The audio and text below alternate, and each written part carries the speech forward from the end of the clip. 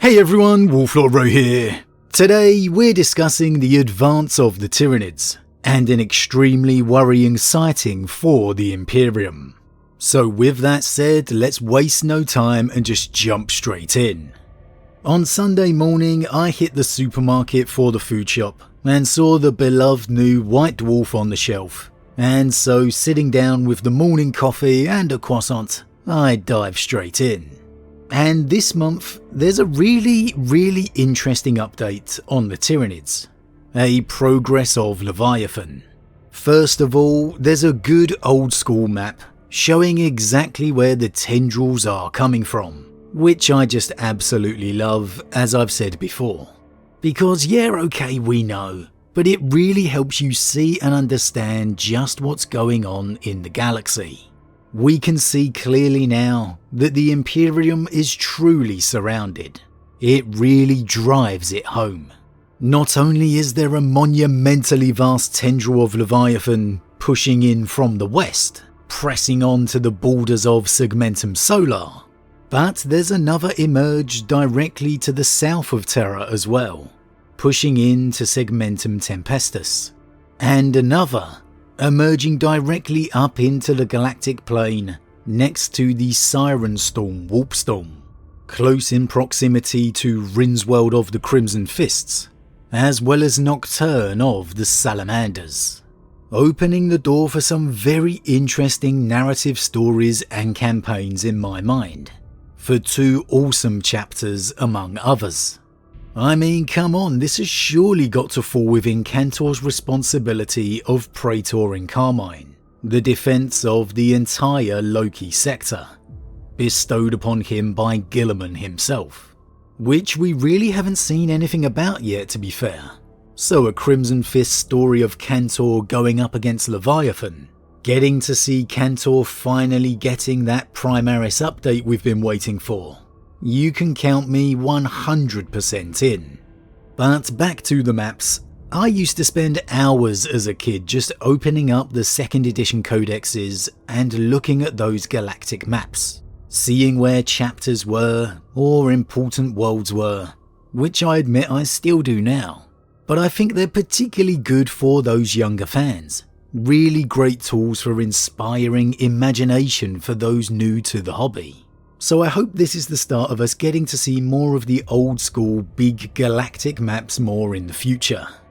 Now, I really recommend checking out this Tyranid article if you can, as it goes quite in depth on what's been going on, and we get a fair few pages of lore.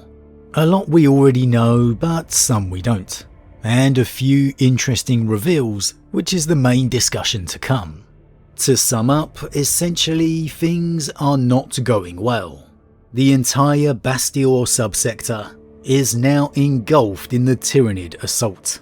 The efforts of the Imperium have slowed the Tyranid advance, but they have failed to stop it.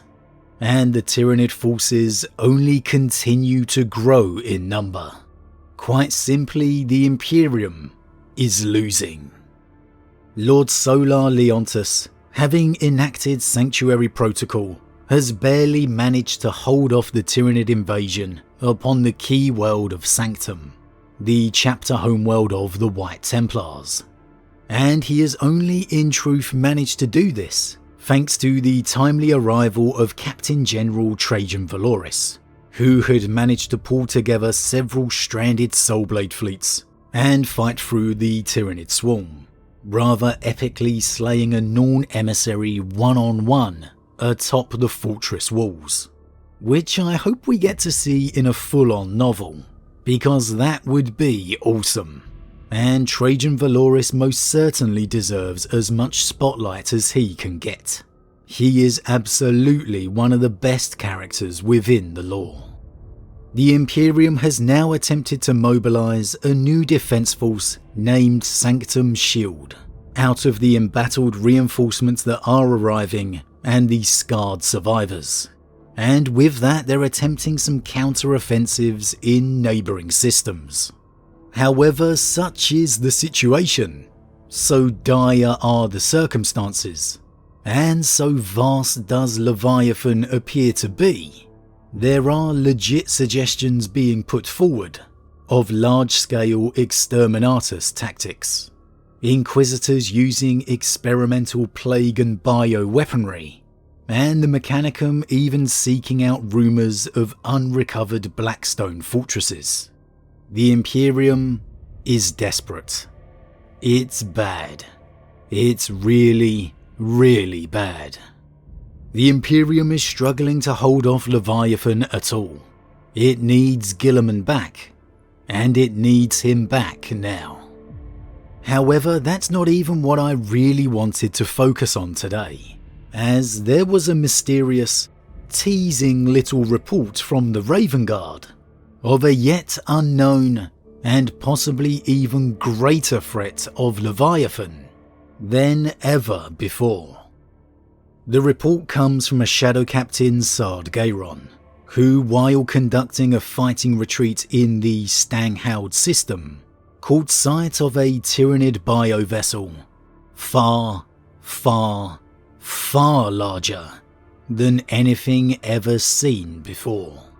And in typical ominous fashion, he only managed to capture the image to report through a hazy static field vid capture.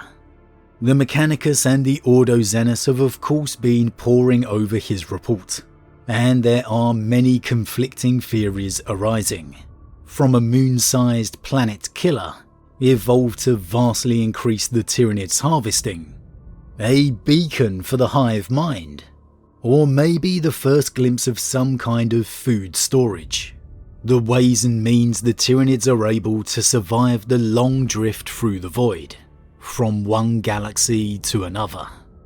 The truth is, at this point, the Imperium is as clueless as we are. However, the threat posed is clear. The Tyranids have something new, and something far vaster than ever seen before. So, what is it? Well, I don't buy the food or energy storage idea.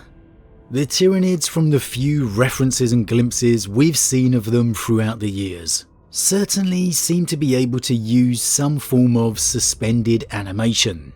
Gene stealers have been known to survive alone on space hulks within the void for centuries, and Tyranid incursions have been seen to return decades after their original biofleets were repulsed or destroyed. So for me, it only makes sense for this ability to scale up through the rest of the species. Sure, the travel from one galaxy to another is far, far greater than anything else, beyond even what we could imagine, so that's a beyond huge amount of time to be frozen or asleep essentially. But I'd say that argument would also apply to this moon-sized bio-vessel as well. You would need hundreds and thousands of these things if it was for food, to keep the vast Tyranid race sustained. And if that were the case, the Imperium would certainly have seen them before now. So for me, I don't think this moon-sized bio-vessel could be any form of energy or nutrient storage. Now, the beacon notion is intriguing, and I don't think I can rule it out entirely. However, I do feel it may be unlikely, or at least not my favoured theory. And I say this because of Hive Fleet Tiamat, my own personal favourite Hive Fleet. Now, that fleet has remained centred around the Tiamat system since its discovery, and from what the Imperium can ascertain, has been building some form of vast biostructure on the world of Zeophoria within the system, which to me is most likely some form of beacon, as there's been an increasing psychic scream emanating from the world ever since, possibly a Tyranid version of the Astronomicon. So, would this moon-sized vessel be a beacon if we have Tyranids seemingly building one upon a world the other side of the galaxy? I don't think so. Wouldn't they simply build one over on the west side as well? And if it is a beacon, then why doesn't it have the psychic scream like Hive Fleet Tiamat's? Sure, they could be unrelated, however I think it's arguable to make it less likely. So, the most likely notion for me is that this vast vessel, this moon, is a Tyranid planet killer, or a harvester, shall we say. We know the Tyranids learn, they adapt, they evolve. Already this tendril of Leviathan has shown startling adaptations to this changing galaxy. A plethora of new adaptations for the Imperium to deal with. The Tyranids have been coming up against the Imperium's exterminatus tactics for centuries now. They've been coming up against its colossal fortresses such as the Phalanx. Wouldn't it make sense for the Tyranids to adapt in this regard as well? Wouldn't the Tyranids want to harvest a world as quick as possible, to stop them being destroyed by the Imperium in the process? I mean, let's be honest here, exterminatus is really the Imperium's best tactic. Remove the food for the Tyranids, and take out a vast amount of Tyranid forces in the process. The Tyranids thus wasting a huge amount of expenditure. If the Tyranids wanted, needed to adapt to anything, to counter anything, then surely it would be that. And how would they do it? By having a planet killer of their own. Something that can turn up and either obliterate the enemy in one go, or harvest a world far, far easier. Basically doing the two things in one go. And I can't stop thinking about a Tyranid version of Unicron now. Shout out to my fellow 80s babies who remember the original Transformers movie. Arise, Rodimus Prime. But I mean, what else can it be? When you think about it logically, this is actually the Tyranid's greatest need. Its biggest weakness. And with their nature of adaptation, of evolving to counter that weakness, this would make the most sense. The Tyranids have lost the most through exterminatus. It has cost them the most. They are most vulnerable when feeding on the worlds they have overrun. And so, having a vessel so large it can feed on those worlds in a fraction of the time, well, that makes all the sense in the world to me. And worryingly for the Imperium, it could appear to have arrived. And so, as if the arrival of Leviathan hadn't been bad enough, as if it wasn't going badly enough, the Tyranids may now be about to reveal their biggest threat yet. And it's something the Imperium is most definitely not ready for. But as always everyone, what do you think? What do you think this moon-sized vessel could be? Do you think the Tyranids have evolved their own form of planet killer? Have they attempted to counter the Imperium's last resort exterminatus? Would a bioship capable of feeding on a world in a fraction of the time do that? Or perhaps is it quite literally a planet killer? That the Tyranids have decided attempting to feed on those heavily defended worlds is not worth the effort, the expenditure, and so now they will simply destroy them. Is it some kind of beacon?